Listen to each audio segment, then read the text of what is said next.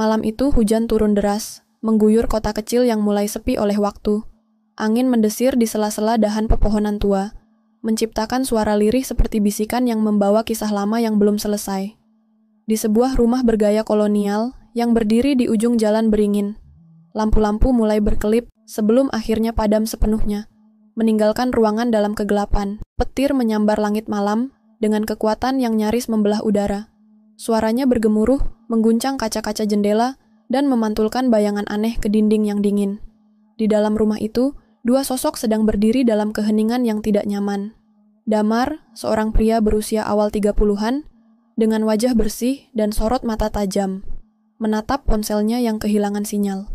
Di sisi lain ruangan, seorang wanita setengah baya bernama Bu Ratna, berdiri memeluk selimut tipis, sambil menatap jendela dengan pandangan jauh. Damar adalah menantu Bu Ratna, suami dari Arini, putri semata wayangnya. Rumah itu sebenarnya milik Arini dan Damar, namun malam ini terasa seperti tempat asing yang menyimpan banyak hal tak terucapkan. Arini belum pulang dari tempat kerjanya, sebagai manajer pemasaran di salah satu perusahaan distribusi besar. Sudah biasa ia pulang lewat tengah malam. Lembur telah menjadi makanan sehari-harinya, sejak kenaikan jabatan 6 bulan lalu. Bu Ratna sedang berkunjung untuk beberapa hari. Alasan yang ia sampaikan sederhana, merindukan putrinya. Tapi di balik senyum ramah dan perhatian yang ditunjukkan, ada kekosongan yang tak pernah benar-benar hilang sejak ia bercerai 5 tahun lalu. Ratna adalah tipe wanita yang terlihat tegar dari luar, namun menyimpan banyak kesepian dalam diamnya. Ketika aliran listrik mati, Bu Ratna hampir tersentak. "Dam, ada lilin enggak? Gelap sekali," suaranya terdengar dari ruang tamu.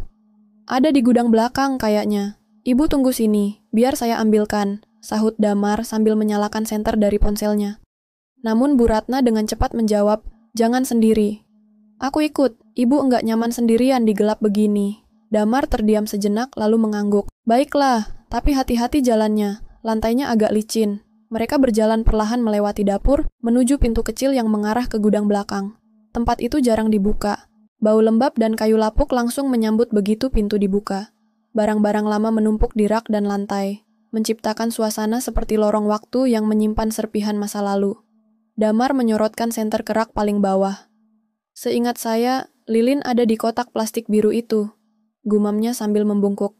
Tiba-tiba, petir menyambar lagi. Kali ini lebih dekat dan lebih keras. Guncangannya terasa sampai ke lantai.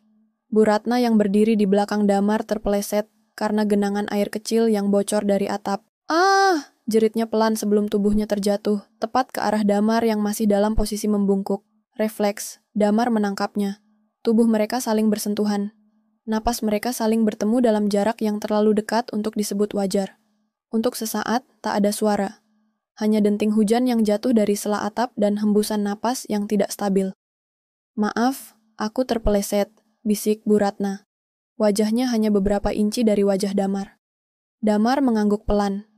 "Gak apa-apa, Bu," jawabnya, tapi suaranya terdengar berat, bukan karena marah, melainkan oleh sesuatu yang tak bisa ia sebutkan.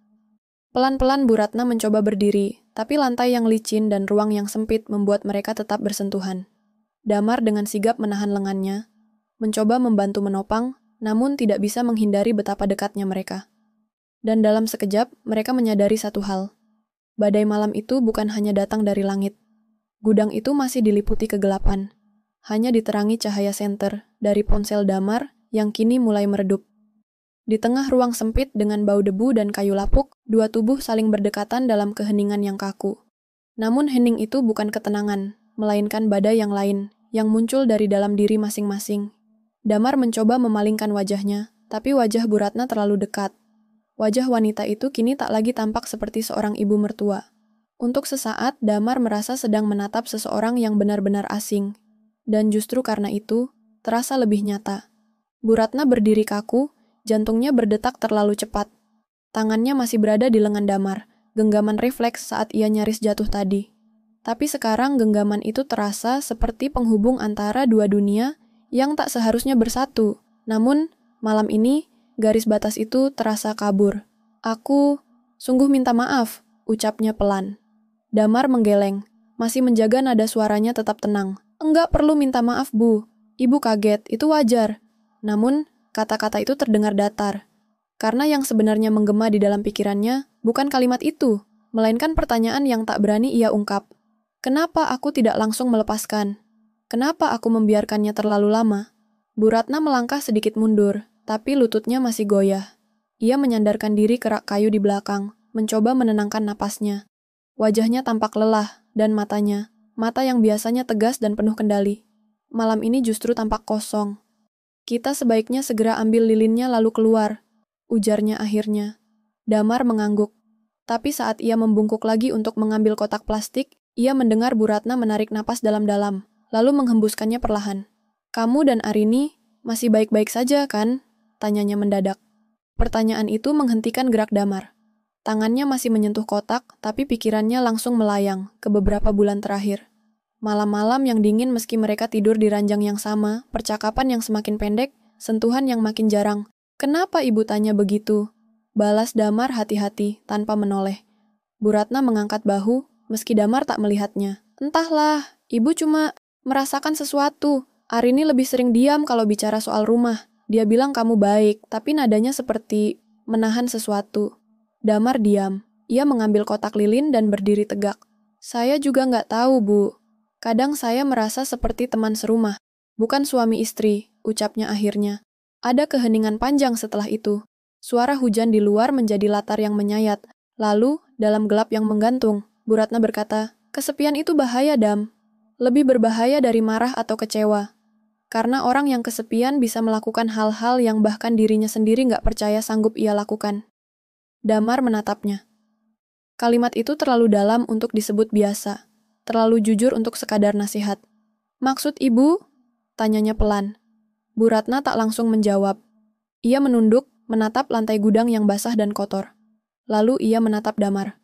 Tatapan yang tidak lagi ditahan oleh formalitas. Kita terlalu lama diam dalam hidup masing-masing, Dam. Terlalu lama menyimpan luka seolah itu tak apa-apa, ucapnya, suaranya hampir seperti bisikan. Dan sebelum Damar bisa menjawab, petir kembali menyambar. Cahaya putih menyinari gudang sekejap, cukup untuk memperlihatkan wajah mereka. Dekat, jujur, dan penuh sesuatu yang selama ini dikubur. Entah kenapa, Damar melangkah satu langkah ke depan. Jarak itu, jarak yang semula aman, kini hanya menyisakan desah napas. Ia tahu, satu gerakan kecil bisa mengubah segalanya. Tapi ia juga tahu, malam ini bukan malam biasa. Tangannya terangkat perlahan, nyaris ragu. Tapi ketika ia menyentuh lengan Bu Ratna, wanita itu tak menolak, tidak menarik diri. Ia hanya memejamkan mata. Entah untuk menolak kenyataan, atau justru menerimanya. Dam! Suara Bu Ratna terdengar seperti retakan kaca, rapuh dan nyaring dalam diam. Saya nggak tahu kenapa, tapi saya merasa kita sama-sama hancur, Bu. Dan dalam satu gerakan pelan, Damar meraih tangan Bu Ratna dan menggenggamnya. Hangat, nyata. Tidak ada yang berani bicara lagi setelah itu. Tapi dari cara mereka saling memandang, keduanya tahu malam ini telah bergeser ke tempat yang tak bisa dibalikkan. Gudang itu sunyi. Hanya suara hujan dan gelegar petir yang mengisi udara. Namun di dalam, dua jiwa berdiri begitu dekat, saling mendengarkan suara yang lebih sunyi. Suara hati yang selama ini mereka bungkam. Damar masih memegang tangan Bu Ratna. Jemari mereka saling menggenggam, bukan karena keinginan untuk saling memiliki, tapi karena kebutuhan untuk merasa tidak sendirian. Sekilas, dunia terasa melambat. Keheningan menjadi jembatan antara luka dan kerinduan yang tak pernah diberi nama. Bu Ratna menunduk, mencoba menarik tangannya perlahan. Tapi genggaman Damar tetap hangat dan tak memaksa, seperti bertanya. Haruskah kita berhenti hanya karena dunia bilang ini salah?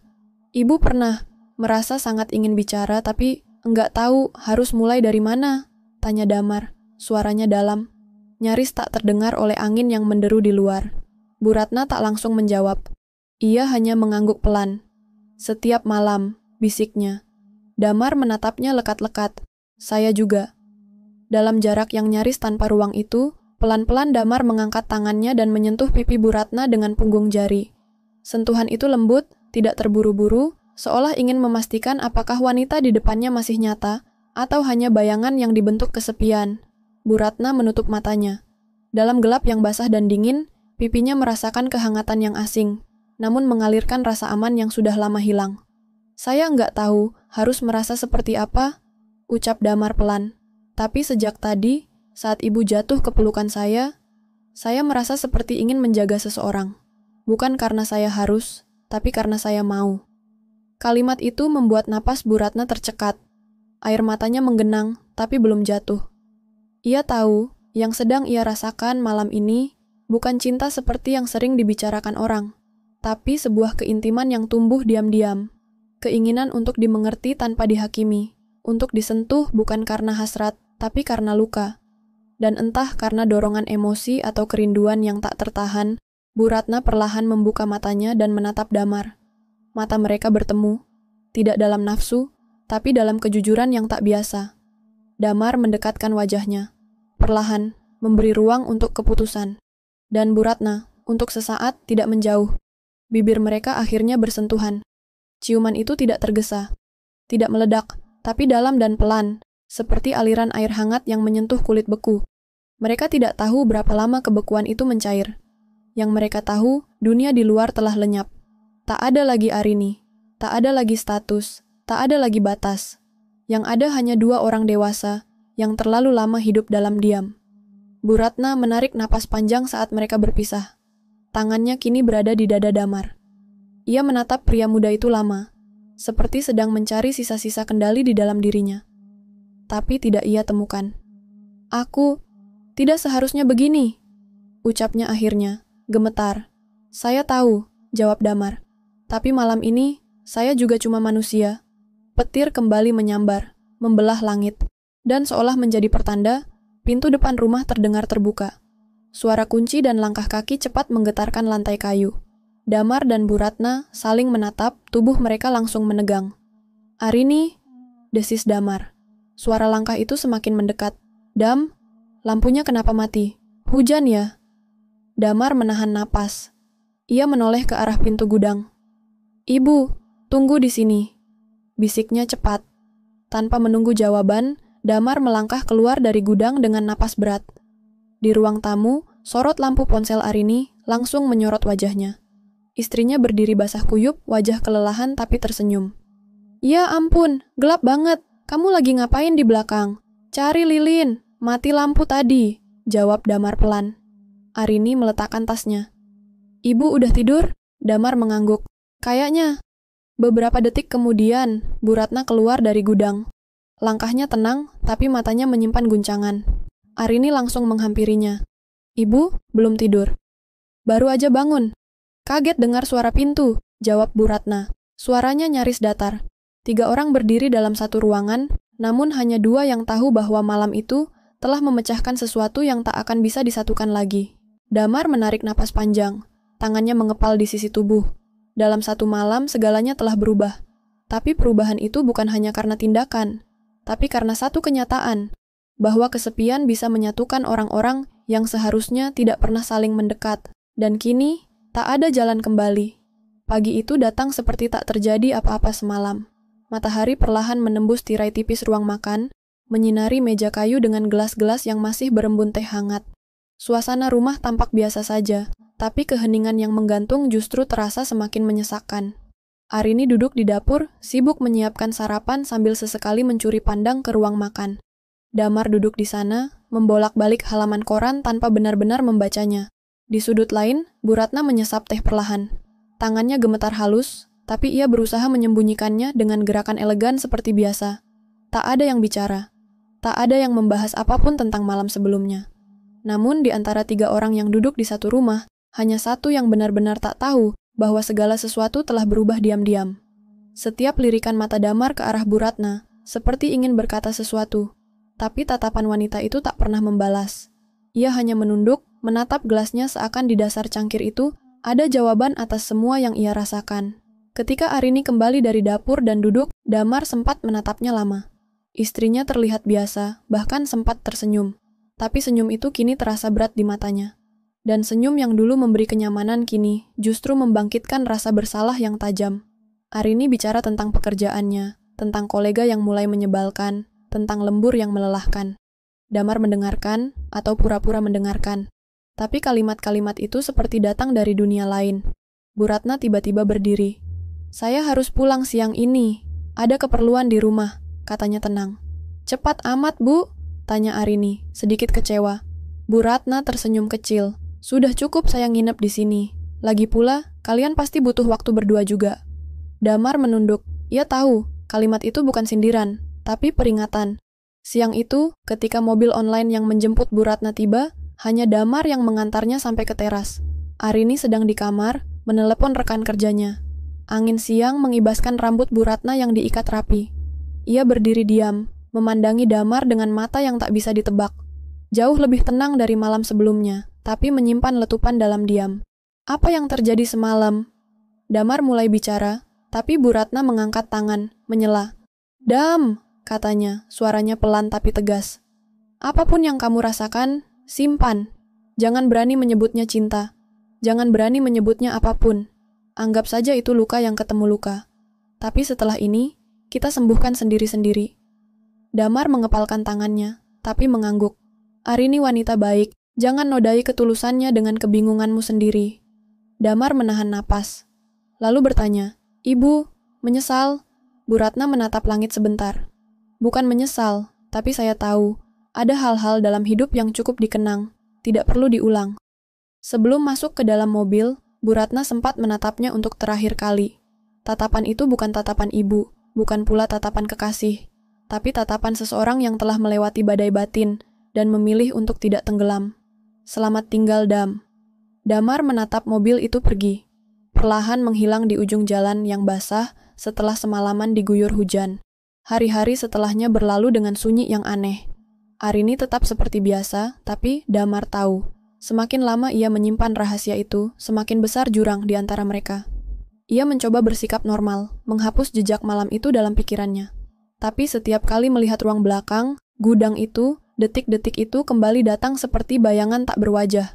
Pada suatu malam, ketika Arini tertidur lebih awal, Damar duduk di ruang tengah.